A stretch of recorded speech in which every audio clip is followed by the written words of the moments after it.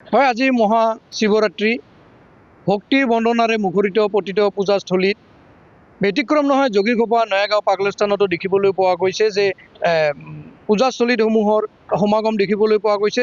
মোৰ সতীৰ্থ এক দৃশ্যাংশ দেখুৱাব, কাৰণ এই স্থান অতি পুৰণীয় এই পূজা মন্দিৰ আৰু কিছু যিহেতু সন্ধিয়াৰ ভাগত পূজা অৰ্চনাসমূহ চলিব আৰু এই সময়ত আমি সেই দৃশ্যাংশ দেখুৱাইছে। মোৰ লগত পূজাৰী এজন আছে, তেওঁৰ পৰা জানিম কি ক'ব। আজি যিহেতু মহাশিৱৰাত্ৰি, কি ক'ব, কেনেধৰণৰ আপোনালোকৰ ইয়াত কাৰ্য হৈছে?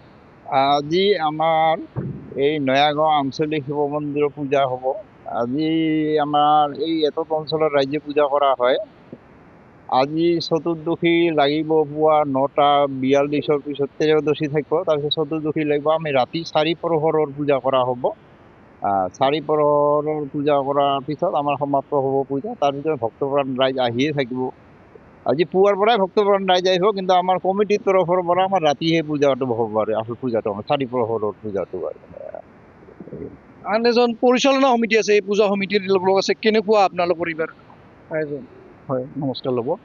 আমি নয়াগাঁও আঞ্চলিক পাগলাস্থান শিৱ মন্দিৰ পৰিচালনা সমিতিয়ে আমাৰ তাহানিৰ আটাভিটা দিনৰ পৰাই এই পূজাখন উদযাপন কৰি আহিছে আৰু আজি বৰ্তমানো কৰি থকা হৈছে।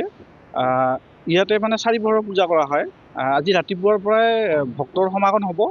আপোনাৰ 9টা যিহেতু 43-43 আমাৰ চতুৰ্দশী লাগিব আৰু 43-ৰ পৰাই মানে ইয়াতে ভক্তৰ একদম লানি নিচিগাহত হ'ব। আৰু ইয়াত এটা খুব কি আছে, মানে আমি জানিব পাইছোঁ যে বিভিন্ন ঠাইৰ পৰা মানুহ আহে, দূৰ দূৰণি, অকল জয়ীঘোপা অঞ্চল বুলি নহয়, আমাৰ অসমৰ বিভিন্ন ঠাইৰ পৰাও ইয়াতে ভক্ত আমি পাইছোঁ যে তেওঁলোকে ইয়াতে শোৱে আৰু সেই হোৱাৰ পিছত তেওঁলোকৰ যি মনোকামনা পূৰণ হয় আৰু তাৰপিছতে তেওঁলোকে ইয়াতে পৰশুজনাৰ চৰণত প্ৰসাদ দিব আহে। আৰু কিমান বছৰ পুৰণি এই মন্দিৰটো? এইটো আচলতে আমি ক'ব গ'লে আমাৰ জন্মৰ আগৰ কথা, আটাভিটা জন্ম মানে 100 হয়তো পাৰ হৈ গৈছে। মানে সঠিক ইয়াতে মানে তথ্য ওলাব নোৱাৰি, কাৰণ ইয়াতে আগতে মন্দিৰ নাছিল।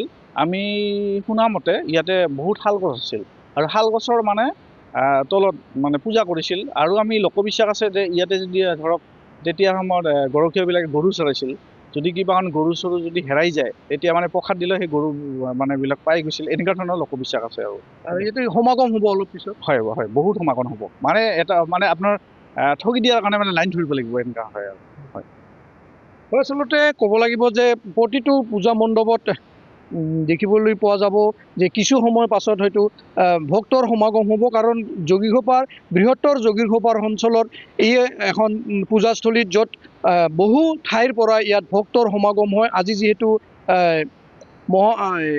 যিহেতু শিৱৰাত্ৰি আৰু শিৱৰাত্ৰিৰ দিনাখন এই যি নয়াগাঁও পাগলাস্থানৰ শিৱ মন্দিৰত অসংখ্য ভক্তৰ সমাগম দেখিবলৈ পোৱা।